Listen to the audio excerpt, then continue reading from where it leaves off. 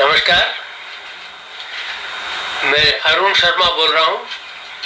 International institute Mahayoga and natural hygiene का अध्यक्ष हूँ अमेरिका में।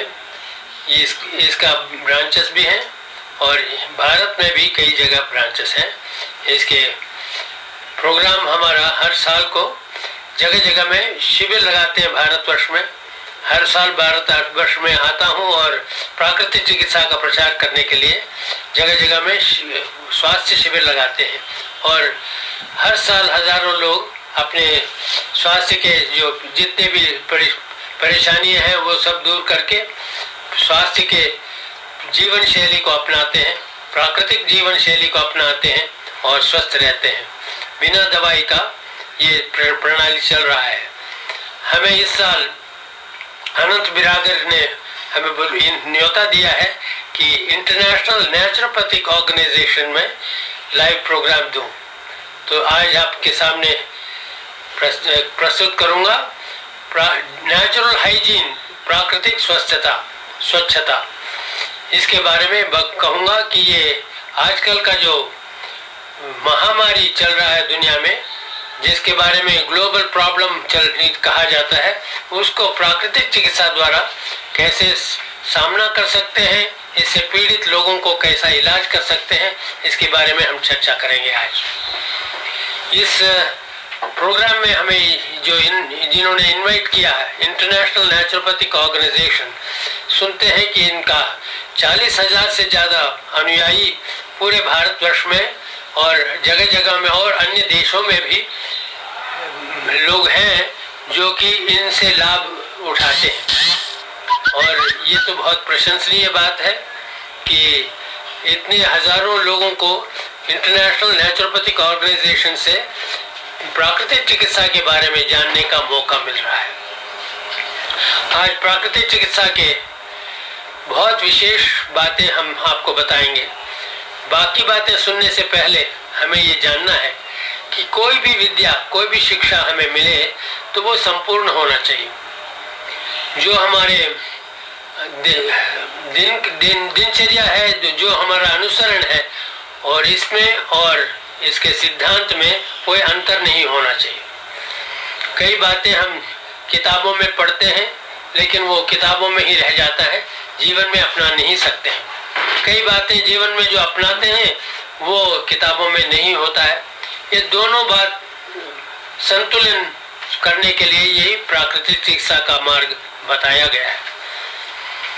इसके विशेष गुण के बारे में मेरे दादाजी स्वर्गीय आचार्य लक्ष्मण शर्मा, जो कि भारतवर्ष में प्राकृतिक चिकित्सा के पिता कहलाते हैं, उन्होंने संस्कृत में एक ग्रंथ लिखा है, स्वाधीन स्वास्थ्य महाविद्या।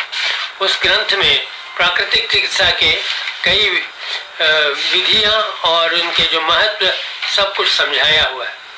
उन्होंने इस प्राकृतिक चिकित्सा के बारे में ये कहा है कि ऐसा ये विशेष विद्या है जिसको पाने से न केवल हमारे बीमारियों से हम दूर रह सकते हैं और हमारा स्वास्थ्य की रक्षा कर सकते हैं, ये दिन ब दिन हमारे स्वास्थ्य की उन्नति भी कर सकता है। इसके अनुयायी दुनिया भर में बहुत लोग हैं जो कि इसको आज तक फॉलो कर रहे हैं।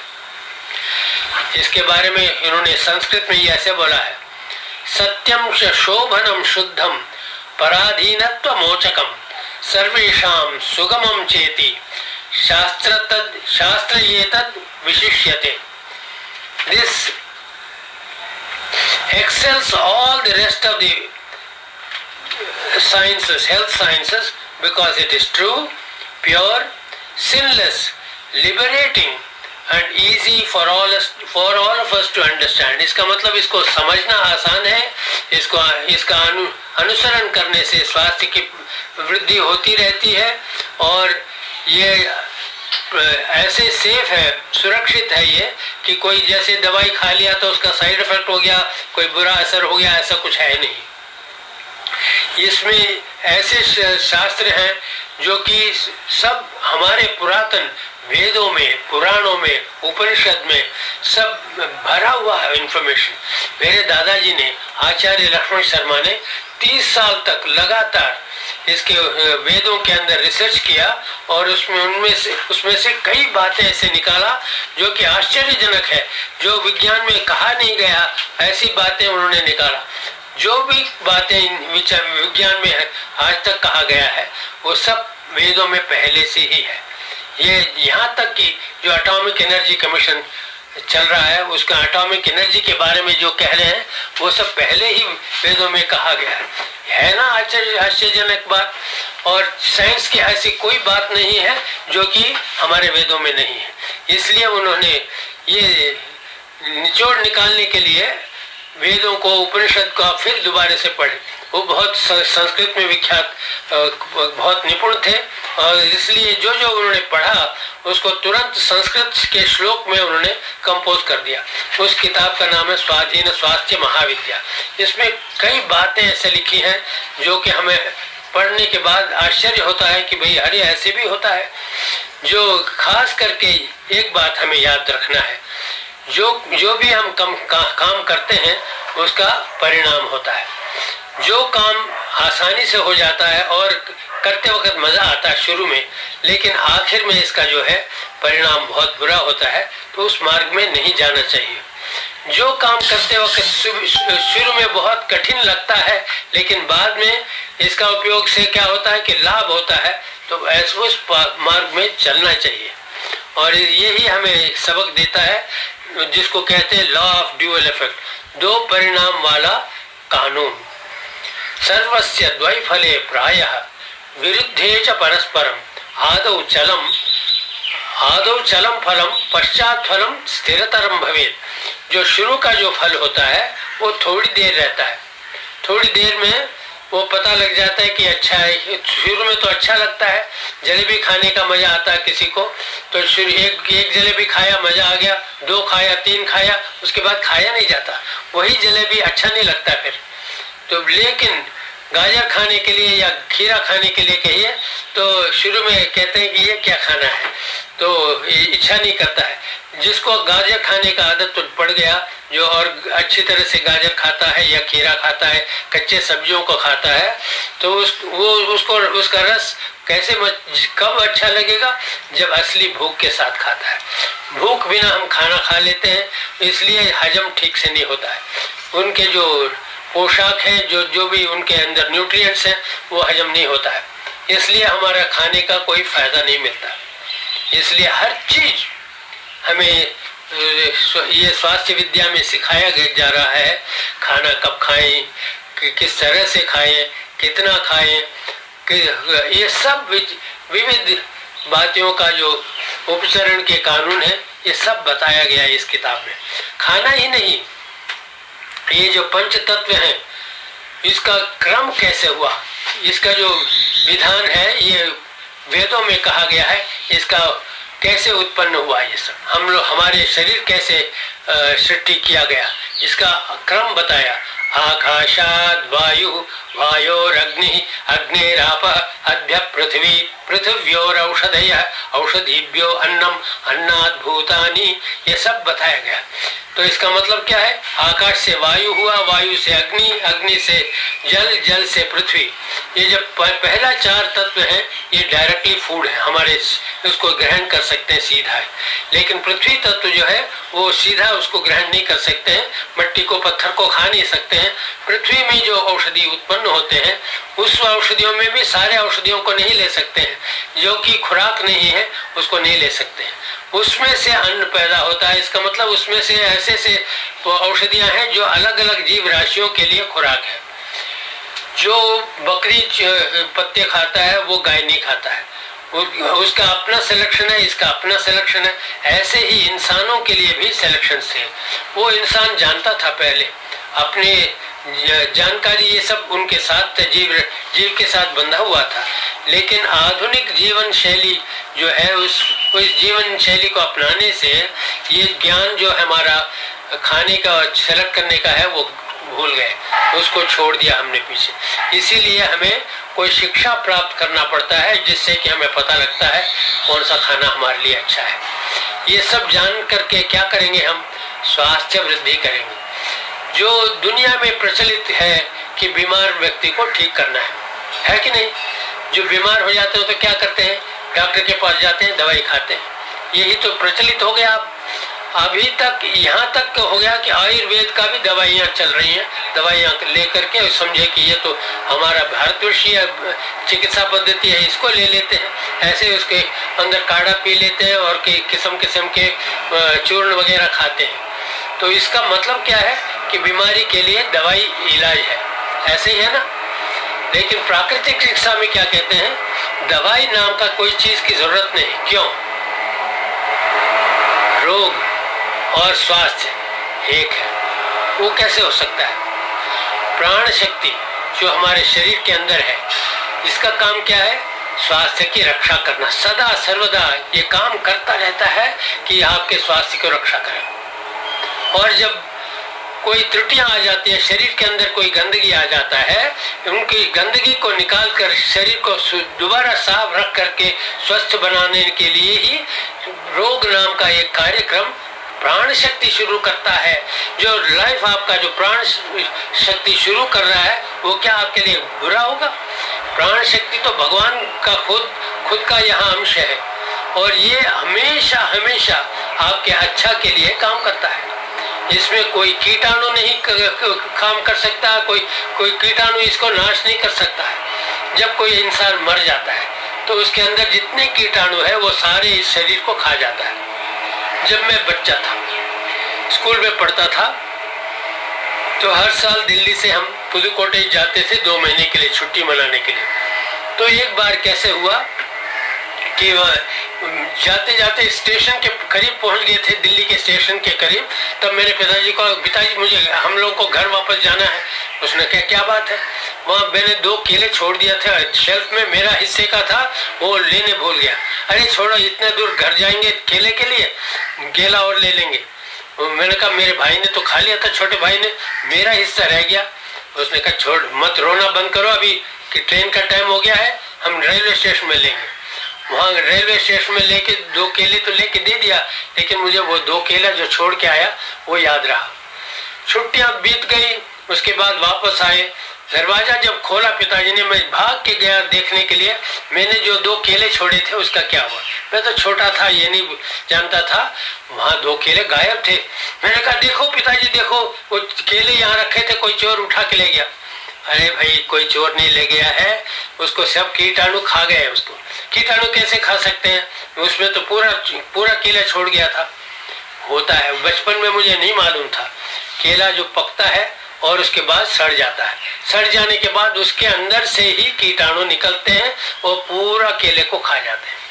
बताइए, हमारा जीवित शरीर है, इसको कीटाणु खा के चले जाते हैं क्या? नहीं खा सकते। जब तक हमारा जीव है तब तक कोई कीटाणु इसको नाश नहीं कर सकता। कीटाणु क्यों आते हैं? उनको दोषी ठहराया गया है, हम लोगों ने ठहराया गया किसी और के कहने पे। ये हमारे भारतवर्ष के जो विज्ञान है, इसमें ऐसे कोई कहीं नहीं कहा गया। कीटाणु नाशक चीजें हम खाते नहीं है। जो कीटाणु नाशक चीज खाएगा उसका शरीर खराब होगा। ये तो कॉमन नॉलेज है, कॉमन सेंस है। ये हमारे बुद्धि कहाँ गई? विदेश वाले कह रहे हैं कि कीटाणु नाशक खाना चाहिए, वो तो हम खा रहे हैं। ये गलत है। प्राकृतिक चिकित्सा का दृष्टिकोण क्या है कि जब तक हमारा स्वास्थ्य है, हमारे स्वस्थ कण को कोई कीटाणु नाश नहीं कर सकता। कीटाणु क्यों आते हैं? कीटाणु गंदे कण को खाने के लिए, जो मरे हुए कण हैं और गंदगी है शरीर में, उसको खाने के लिए आते हैं, ताकि आपका शरीर फिर स्वच्छ रहे, फिर आप स्वस्थ बने रहें। इसीलिए भगवान ने ऐसे पूरा निर्माण किया है, जिससे कि हर एक्टिविटी, हर कार्य जो है आपके हेतु के लिए बना हुआ है। आपके हेतु के लिए जितने भी काम बने हैं उसको हम गलत समझेंगे तो कहाँ जाएंगे हम? दवाई खाते रहेंगे। दवाई खाने का जो है तुरंत इमीडिएट जो असर होता है, भगवत गीता में 2 असर बताया गया। एक को कहा प्रेयस, एक को कहा श्रेयस। प्रेयस का मतलब जो इमीडिएट रिएक्शन, जो कोई कार्य करेंगे उसके तुरंत जो असर मिलेगा उसको इमीडिएट रिएक्शन बोलते हैं। उसको प्रेयस बोलते हैं। और जो बाद में आएगा फल, उस फल को बोलते हैं श्रेयस। हमेशा जो श्रेयस है वो काफी दिन तक रहता है, और प्रेयस जो है थोड़ी देर के लिए रहता है, उसके बाद वो असर खत्म हो जाता है। भगवत गीता के अनुसार जैसे हम खाना खाते हैं, उसको हजम करते हैं, उसका हजम करने के बाद उसमें से पोशाक जो है वो शरीर के अंदर जाकर के वो खून बनता है, नसें बनते हैं, मसल्स बनते हैं, हड्डियां बनते हैं, वो सब इनसे बनता है। जो खुराक हम क्यों खाते हैं? जो कण हमारे शरीर में नाश हो जाता है उसको रिप्लेस करने के लिए, उसकी जगह में और अच्छा कण से नया शरीर का अंग बनाने के लिए। ये जो नाक है आपका, ये जो आंख है, कान है, हृदय है, ये सब वही थोड़ा है जिसके साथ आप पैदा हुए थे। ये तो बदलता जा रहा है, हमेशा बदलता जाएगा, और इस क्रिया को हमेशा हम करते जा रहे हैं। हमें याद नहीं, हमें मालूम नहीं, हम इसके बारे में सोचते नहीं। हमारे सोचे बगैर क्या ये काम रोक रहे हैं क्या? शरीर के अंदर प्राण शक्ति इतना सारा काम कर रहा है जिसके बारे में हमें पता भी नहीं, लेकिन काम होता जा रहा है कि नहीं? इसलिए हमें शास्त्रों के अंदर जो बताए गए हैं उन बातों को पर विश्वास करना है। विश्वास शास्त्र सिद्धांते भरन्यास परात्मनि भयराहित्यमित्येतत् त्रयं मानस भेषजम। इलाज शुरू होता है मन से। किसी का भी इलाज करना हो तो उसका इलाज मन से शुरू होता है। मन को क्या करना चाहिए? मन को ये विश्वास करना चाहिए कि हमारे शास्त्रों में जितनी बातें बताई गई हैं ये सत्य है, और आज भी वो लागू है। अनादिकाल से हमारे जो प्राकृतिक चिकित्सा जो पद्धति है चली आ रही है, इसका कोई शुरुआत दिन नहीं है। क्यों? आप लोग समझते हैं कि ज्यादा लोग दवाई खाते हैं आजकल और कम लोग प्राकृतिक चिकित्सा करते हैं। बिल्कुल गलत। जितने लोग भी दवाई खाते हैं वो लोग भी जितना प्राकृतिक चिकित्सा के अनुसरण करते हैं उतना ही उनको स्वास्थ्य मिल रहा है।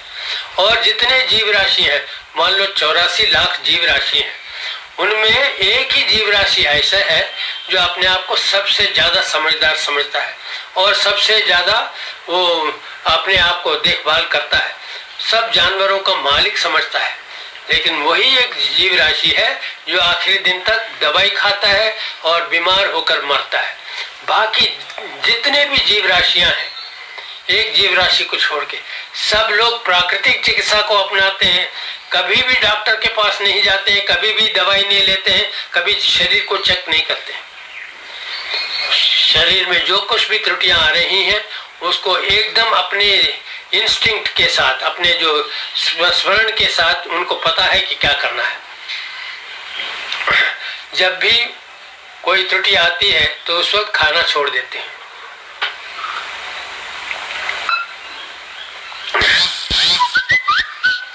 जो भी खुराक खाते हैं वो इसलिए खाते हैं कि उसको हजम करें। जिस वक्त हम बीमार हो जाते हैं उस वक्त खाना हजम करने का काम नहीं है। बीमार होते हैं तो ये लाइफ का काम शुरू किया है, लाइफ प्राण शक्ति ने ये काम शुरू किया है, ये कहने के लिए कि भाई तुम्हारे शरीर में गंदगी ज्यादा जम गया है, इसको निकालना है, इसको साफ करना है। इस वक्त तुम जो अगला दरवाजा है इसको बंद करो, पिछला दरवाजा खोल दो और गंदगी को निकाल दो। सब गंदगी निकलने के बाद फिर दोबारा बीमारी गायब हो जाता है, स्वस्थ हो जाते हैं, फिर खाने योग्य हो जाते हैं। ये तो शरीर खुद बता रहा है।